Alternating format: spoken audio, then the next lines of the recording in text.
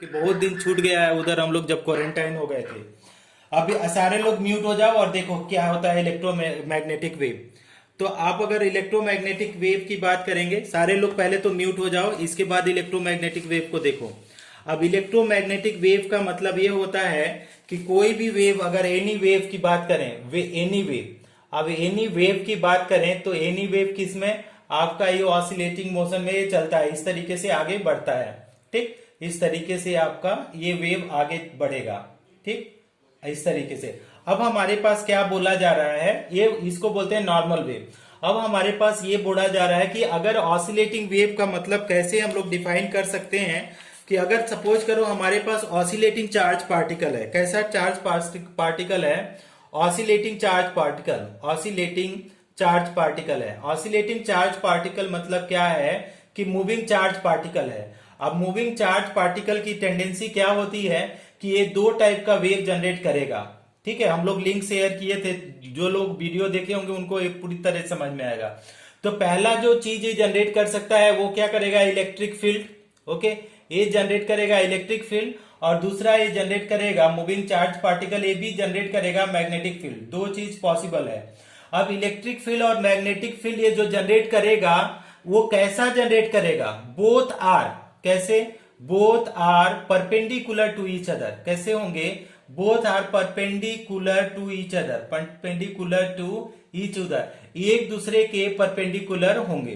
तो that is what is the, अब ये जो परपेंडिकुलर टू ईच अदर आ रहे हैं, नोन एज, इन्हीं को हम लोग क्या बोलेंगे, नोन एज, इसको बोलते हैं ई एम वेव। क्या बोलते हैं, इलेक्ट्रोमैग्नेटिक वेव। ध्यान से अभी इसको समझो कि when the moving charge particle produces electric field and magnetic field, या electric waves and magnetic wave both are perpendicular to each other are to collectively are together known as electromagnetic wave। अब electromagnetic का term अगर समझना चाहें, आप लोगों को कल भी हम लोग समझा दिए थे। इलेक्ट्रोमैग्नेटिक का मतलब क्या है, इलेक्ट्रो का मतलब हो गया इलेक्ट्रिक से, इलेक्ट्रो मतलब क्या हो गया, इलेक्ट्रिक वेव। ठीक है, इलेक्ट्रिक वेव। और दूसरा क्या है, मैग्नेटिक का मतलब हो गया मैग्नेटिक वेव। तो क्या है, ये इलेक्ट्रोमैग्नेटिक वेव में कौन से दो वेव है, इलेक्ट्रिक वेव है, इलेक्ट्रिकल वेव है, और दूसरा कौन सा वेव है, मैग्नेटिक वेव है। और दोनों वेव जब एक दूसरे के परपेंडिकुलर हैं तो that is what is known as EM wave. It is okay student, definition, can you memorise the definition, understood the definition? Okay, अब हम लोग क्या करते हैं, इसका इसका एक स्क्रीनशॉट आप लोग ले लो, और नोट्स आपको मिल ही गया है, नोट से आप लोग डेफिनेशन खुद लिखो, है ना, और खुद से आप लोग नोट्स बनाओ। Take a screenshot of this, take a screenshot, taken. Okay, very good. अब अगर हम इसको डायग्रामेटिकली देखना चाहें इलेक्ट्रोमैग्नेटिक वेव का, तो कैसे डायग्राम से समझते हैं उसको भी हम समझा दे रहे हैं। लिखने के लिए नोट्स इजी लैंग्वेज में आप लोगों को नोट्स दिया ही जा चुका है, तो वहां पे आप लोग क्या करेंगे, नोट्स ले लेंगे। सपोज करिए ये वाला जो लाइन, स्ट्रेट लाइन दिखाया जा रहा है, ये क्या है, इसको बोलते हैं direction of propagation. Direction of propagation of किसका, propagation, direction of propagation of E M wave. E M wave मतलब इलेक्ट्रोमैग्नेटिक वेव। अब हमारे पास है क्या यहाँ पे, इस तरीके से समझिए कि यहाँ पे एक क्या है, मूविंग चार्ज पार्टिकल है। कैसा पार्टिकल है, अगर आप इसको समझेंगे तो ये क्या है, मूविंग चार्ज पार्टिकल यहाँ पे रहा होगा, चार्ज पार्टिकल। कौन सा charge particle, moving charge particle.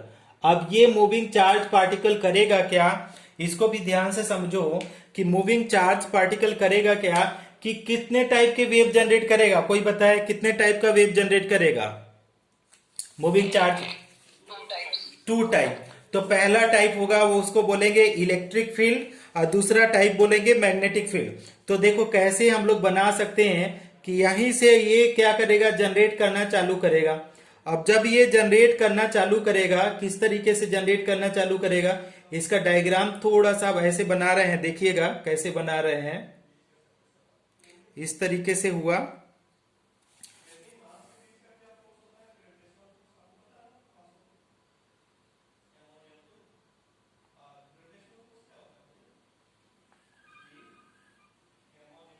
इस तरीके से। तो एक एक फील्ड हम लोगों ने जनरेट कर दिया। मान लो एक ये कैसा है, ये मैग्नेटिक है। इसको अगर हम लोग मानने की कोशिश करें तो ये जो ऊपर वाला लाइन आ रहा है, एक वेव अभी तक ये मूविंग चार्ज पार्टिकल एक वेव को जनरेट किया है, and the wave is, suppose करो ये मैग्नेटिक फील्ड हुआ। क्या है, एक ऐसा है, ये मैग्नेटिक फील्ड हुआ। तो अगर दूसरा अब रेज, ये दूसरा भी अगर ये जनरेट करेगा तो कैसा जनरेट करेगा, अब जो करेगा वो किसको करेगा, उसके 90 डिग्री पे करेगा, परपेंडिकुलर टू करेगा। तो ये कैसा हो गया, इस तरीके से आएगा, इस तरीके से, और ये वाला इस तरीके से जाएगा, ये वाला इस तरीके से जाएगा, और यहां पे अब ये कैसा हो जाएगा, this will be the magnetic field, this is the magnetic field, magnetic field. अब दोनों ये कैसे हैं, एक दूसरे के ऊपर क्या है, परपेंडिकुलर।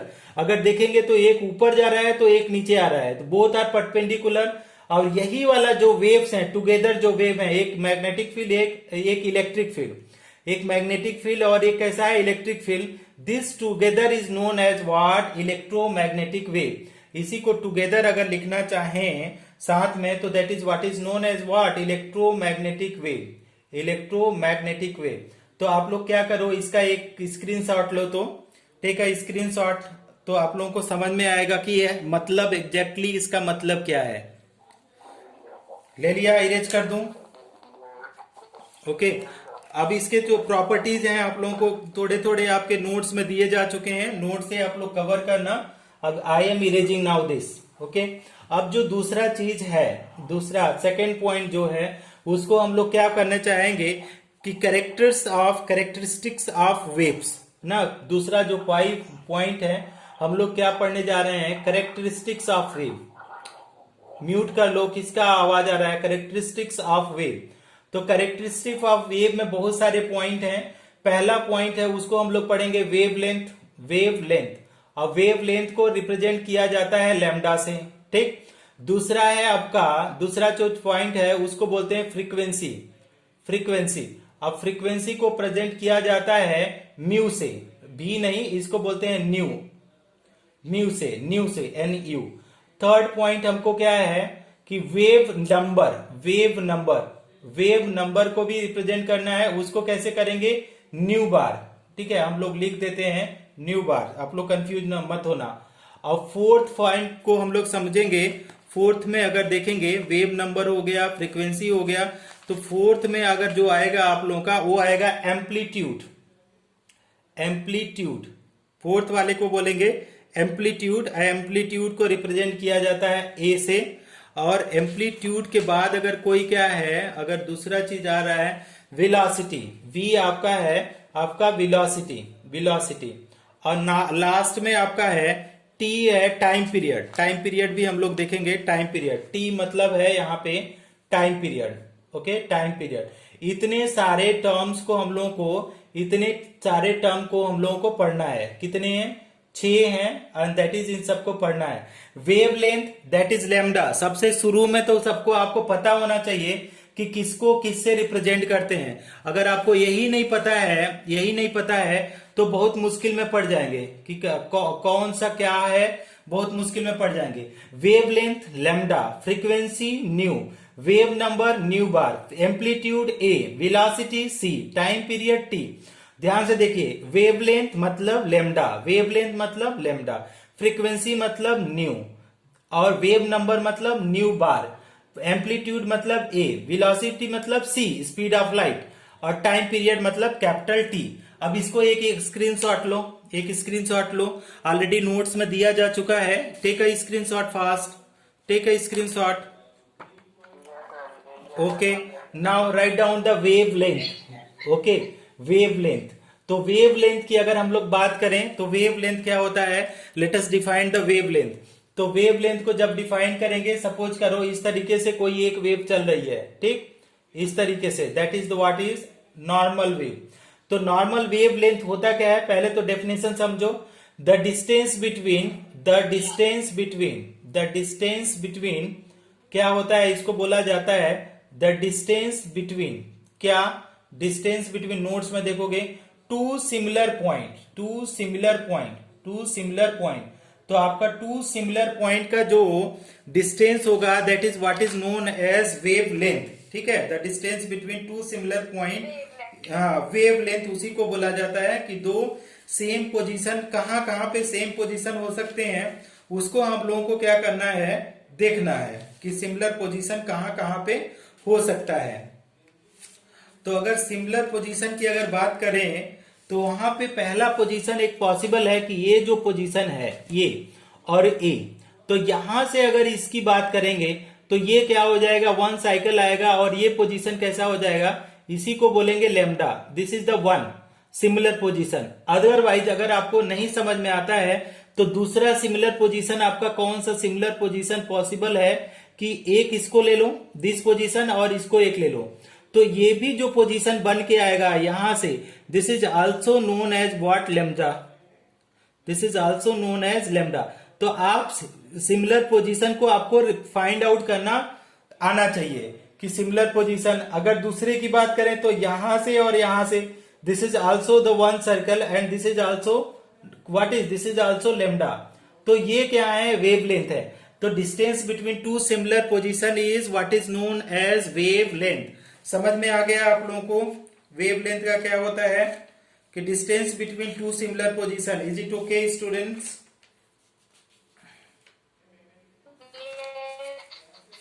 अच्छा, अब हम लोग क्या करते हैं कि डिस्टेंस बिटवीन, अब इसको रिलेशन लिखते हैं। तो लेमडा इक्वल टू क्या होता है, वेवलेंथ इक्वल टू, हम बता देते हैं अच्छे से याद करना, कोई भी कंफ्यूजन नहीं होना चाहिए आपको। तो वेवलेंथ इक्वल टू, अगर हम लोग फॉर्मूला लिखना चाहें तो वेवलेंथ इक्वल टू क्या फॉर्मूला लिख सकते हैं, wavelength equal to speed of light, speed of क्या होता है लाइट डिवाइडेड बाय क्या होता है frequency, speed of light upon क्या होता है फ्रीक्वेंसी। अब स्पीड ऑफ लाइट को हम लोग रिप्रेजेंट करते हैं सी से, तो देखिए wavelength lambda equal to C by क्या हो जाएगा nu, C by lambda equal to C by nu, lambda equal to क्या हो जाएगा सी बाई न्यू। कुछ क्लियर हो रहा है आप लोगों को, lambda equal to C by nu. तो आपको इसको क्या करना है, इसको हमेशा अपने दिमाग में मेमोराइज करके रखना है कि कैसे हम लोग इसके ऊपर क्वेश्चन करेंगे। अब इसका यूनिट की बात करते हैं। तो अगर इसका यूनिट की बात करें, इसके यूनिट की बात करें तो इसका यूनिट क्या हो सकता है, बहुत सारे यूनिट पॉसिबल हैं। यूनिट का पहला पॉसिबल है कि पहला यूनिट मीटर में हो सकता है। लेंथ की बात कर रहे हैं ना, वेवलेंथ, तो पहला सर स्पीड ऑफ लाइट क्यों लिया है, स्पीड ऑफ लाइट क्योंकि ये जो वेव्स होते हैं ना, वेव्स का स्पीड माना जाता है कि लाइट के स्पीड के हिसाब से चलता है, इसलिए ठीक है। स्पीड ऑफ लाइट, जैसे आपका लाइट चलने के लिए कोई मीडियम की जरूरत नहीं होती है, उसी तरीके से आप ईएम वेव को जब चलने के लिए मीडियम की जरूरत नहीं पड़ती है। तो स्पीड ऑफ लाइट के रेफरेंस में हम लोग कैलकुलेट करते हैं वेवलेंथ। ओके, नेक्स्ट है आपका क्या है, पहला यूनिट हो जाता है मीटर, दूसरा यूनिट पॉसिबल है आपका सेंटीमीटर, तीसरा यूनिट हो जाएगा एंगस्ट्रॉम, चौथा यूनिट जो पॉसिबल है उसको क्या कर सकते हैं नैनोमीटर, पांचवा इस यूनिट जो है, पांचवें यूनिट को हम लोग कर सकते हैं माइक्रोन में, ओके, और छठवां यूनिट को हम लोग क्या कर सकते हैं पिकोमीटर। तो बहुत सारे यूनिट हैं और सारे किसी भी यूनिट में हम लोग क्या कर सकते हैं, मेजर कर सकते हैं। समझ में आया बात, समझ में आया बात आप लोगों को? सकते हैं इसको फॉर्मूला से। तो कैसे करेंगे, हमको वेवलेंथ पता है कि वेवलेंथ होता क्या है, वेवलेंथ इक्वल टू क्या होता है speed of light, speed of क्या होता है लाइट डिवाइडेड बाय क्या होता है वेवलेंथ इक्वल टू क्या होता है फ्रीक्वेंसी। अब हमको अगर इसको डेफिनेशन इसको उसमें करते हैं सिंबॉलिक फॉर्म में, तो आपका क्या होता है स्पीड ऑफ लाइट सी और फ्रीक्वेंसी आपका न्यू। सी की वैल्यू कितना होता है 3 इंटू 10 पावर कितना होता है 8 meter per second, 3 into 10 power 8 meter per second. Frequency आपका क्या है सेकंड में दिया है कितना 5.09 इंटू 10 की पावर कितना है 14 second inverse. This second inverse और दिस सेकेंड क्या हो जाएगा कैंसिल हो जाएगा, तो बचेगा क्या 3 इंटू 10 पावर 8, 3 इंटू 10 पावर 8 है, और ये जब 10 की पावर 14 जाएगा ऊपर जाएगा, अभी तो पॉजिटिव में है, जब ऊपर ये जाएगा, जब ये ऊपर जाएगा तो ये निगेटिव का क्या आ जाएगा 14 डिवाइडेड बाय ये कितना बचेगा 5.09।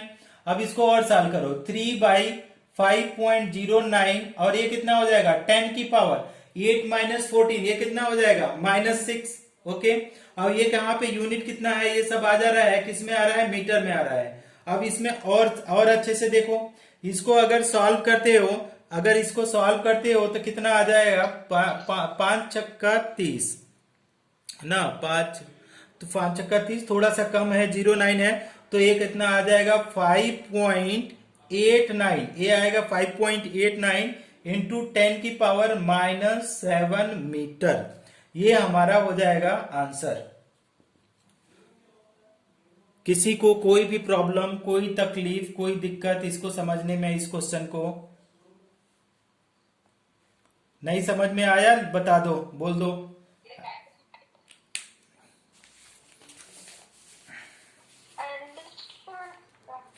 Understood, thank you. Okay okay okay okay, great. अगर समझ में आ गया तो बहुत ही अच्छी बात। चेंज कर दिया है, तो चेंज करने का पहले 219 हम लोगों ने कैलकुलेट किया था, अब हम लोग क्या है, जो वेवलेंथ दिया था उसको कैलकुलेट करना है। कि अब देखो कैसे इसको कर सकते हैं, अब हम लोग को बता रहे हैं आप लोगों को। ये क्या है, 219 जो है ना, फ्रीक्वेंसी नहीं है, ट्रांसमिटेड ऑन वेवलेंथ है। वेवलेंथ, फ्रीक्वेंसी तो हो ही नहीं सकता है। वेवलेंथ, वेवलेंथ, ये वेवलेंथ है। तो air service on Vividh Bharati is transmitted on wavelength 219 metre band. What is the frequency in hertz में हम लोगों को इसकी क्या बताना है, फ्रीक्वेंसी हम लोगों को बताना है। तो देखो कैसे इसको कैलकुलेट कर सकते हैं। सबसे पहले तो हम आप लोगों को यूनिट कन्वर्जन बता देते हैं कि हर्ट्स अगर दिया है, तो अगर यहाँ पे मीटर है, तो अगर हम लोगों को क्या है, अगर सेकेंड की बात करें, ठीक ना, तो 1 सेकेंड इजकल टू क्या हो जाएगा, 1 सेकेंड इनवर्स इजकल टू क्या बोला था हमने, हर्ट्स बोला था, इक्वल टू हमने क्या बोला था, सीपीएस। ये चीजें तो आपके हमेशा दिमाग में होनी चाहिए। अब हमारे पास क्या दिया है, वेवलेंथ दिया है, लेमडा दिया है कितना, 219 मीटर दिया है, लेमडा की वैल्यू दिया है 219 मीटर। अच्छा, अब दूसरा हमको पता है सी की वैल्यू क्या होता है, 3 into 10 power 8 meter per second. Okay, ये कितना होता है, मीटर पर सेकेंड। तो अब हम लोगों को अगर फ्रीक्वेंसी की बात करें, फ्रीक्वेंसी इजकल टू, तो frequency is equal to C by lambda. C की वैल्यू कितना है, 3 into 10 power 8 meter per second. और लेमडा की वैल्यू कितना है, लेमडा की लेमडा की वैल्यू कितना, 219 मीटर है। तो मीटर मीटर तो आपका कट जाएगा, तो जो वैल्यू आएगी सेकेंड इनवर्स में आ जाएगी, सेकेंड इनवर्स में आएगी, वही हर्ट्स हो जाएगा। तो इसको काट के देखो कितना वैल्यू आ रहा है। ये वैल्यू जो मेरा आ रहा है, इसको कट करने के बाद आ रहा है 1.37 इंटू 10 पावर 6 क्या है, सेकेंड इनवर्स आ रहा है। अब इसी को आर में लिखेंगे तो 1.37 इंटू 10 पावर 6 क्या हो जाएगा, हर्ट्स में भी लिख देंगे, एच जेड। तो आपका फ्रीक्वेंसी न्यू इक्वल टू आ गया, nu frequency nu equal to 1.37 into 10 power 6। Is it okay students, is it okay? सब किसी को कोई प्रॉब्लम? तो ऊपर वाले डेफिनेशन से जाइए कि the reciprocal of wave length is called wave number. अब वेव नंबर को रिप्रेजेंट करते हैं न्यू बार से। तो न्यू बार इक्वल टू, अगर न्यू बार लिखना चाहें तो न्यू बार इक्वल टू क्या करेंगे, रेसिप्रोकल है 1 बाई क्या है, wave length, 1 by lambda. Very good, good good. तो इसको आप लोगों को क्या करना है, इसको खूब अच्छे से आप लोगों को मेमोराइज करके रखना है, अदरवाइज ये मिस कर सकते हैं आप लोग। अब इसका जो यूनिट होगा, उसका यूनिट हो सकता है 2 यूनिट हम लोग लिखते हैं, इसको 2 यूनिट में कैलकुलेट करने हैं। पहला है या तो सेंटीमीटर इनवर्स में कैलकुलेट करेंगे, या तो हम लोग क्या करेंगे, मीटर इनवर्स, क्योंकि हाँ, वेरी गुड वेरी गुड। तो आपका वेव नंबर क्या होता है, the reciprocal of wave length is called wave number, और the number of wave length per unit length is also called, क्या उसको बोला जाता है, वेव नंबर। तो this is what is the wave number. अब इसके ऊपर हम लोग क्या करते हैं, क्वेश्चन कर लेते हैं। तो सबसे पहले हम एक क्वेश्चन लिखते हैं, क्वेश्चन ढूंढ करके, थोड़ा सा रुकिए, क्वेश्चन कहाँ पे है, let me check the question from the book students, 1 second it will take to calculate करना है। तो कैसे हम लोग वेव नंबर कैलकुलेट करेंगे उसको देखते हैं। तो सबसे पहले कैलकुलेट करने का मतलब होता है एक एंगस्ट्रॉम इज इक्वल टू कितना हो जाता है 10 की पावर माइनस 10 मीटर। तो आपका 5800 एंगस्ट्रॉम इज इक्वल टू क्या हो जाएगा 5800 इंटू 10 की पावर माइनस 10 मीटर। तो ये तो पहला चीज हो गया। तो calculate the wave number of yellow radiation having wavelength कितना है 5800 एंगस्ट्रॉम। तो लैम्डा इजकल टू अगर गिवन में लिखेंगे lambda equal to 58 into 10 power कितना 10 पावर माइनस 10 मीटर। अच्छा दूसरा चीज हम लोगों को क्या जरूरत है कि हम लोगों को न्यू बार की जरूरत है। तो nu bar equal to 1 by lambda. तो nu bar equal to 1 by lambda. तो 1 बाई इवन आप लोग क्या बोलते हैं और ना भी कन्वर्ट करो तो भी कोई प्रॉब्लम नहीं है। 5800 इंटू 10 पावर माइनस 10 ये कितने आ गया मीटर इनवर्स में आएगा। तो आगे लिखो इसको अगर सॉल्व करो तो 1 बाई कितना आ जाएगा 58 इंटू 10 की पावर ये जब ऊपर जाएगा तो 8 आ जाएगा। अब इसको अगर और सॉल्व करने की कोशिश करोगे आप लोग 10 के और भी सॉल्व करोगे तो जब इसको डिवाइड करोगे तो देखो कितना आ रहा है 1.724 इंटू 10 पावर कितना आ जा रहा है 6 मीटर इनवर्स। अगर इसी को सेंटीमीटर इनवर्स में करने चलो सेंटीमीटर इनवर्स में करने की क्या जरूरत है। तो आपका वेव नंबर कितना आ जाएगा 1.724 इंटू 10 पावर 6 मीटर इनवर्स। समझ में आ गया सबको। Is it clear everyone. आ गया कि नहीं आया। अच्छा अब देखो 5 बजे आना 5 बजे रिमेनिंग कॉन्सेप्ट पढ़ा देंगे। वेरी गुड 5 बजे हम लोग रिमेनिंग कॉन्सेप्ट पढ़ा करके आगे के टॉपिक पढ़ेंगे। इस हफ्ते में कोशिश करते हैं कि आप लोगों का सारा जो पीछे का छूटा हुआ है हम लोग एक हफ्ते